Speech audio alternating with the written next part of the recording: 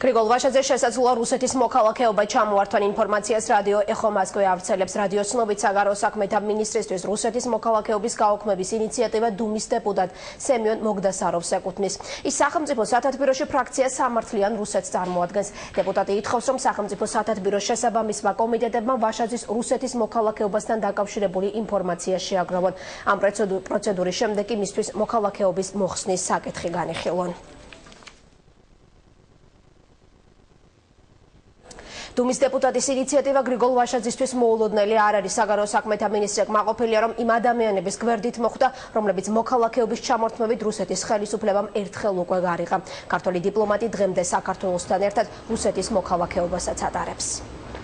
რადგან ეს სომხეთის ინტერესებში თვითონ გრიგოლ ვაშაძეს ეს არც თუ ისე უსიამოვნოდ მიუღია თვითონ ეს ფაქტი, ნაწყენი ნამდვილად არ არის და ძალიან სასიამოვნოა მისთვის ის ფაქტი, რომ შევიდა იმ სიაში, სადაც შედიან რასტრაპოვიჩი, სოლჟენიცინი და ლიუბიმოვი. თვითონ ეს ფაქტი მისთვის არც თუ ისე უსიამოვნოა. დანარჩენი კომენტარი ალბათ ნაკლებად, მაგრამ დანარჩენობა თქვენ თვითონ შეგიძლიათ ამის მერე იგულისხმოთ, რას ნიშნავს ეს.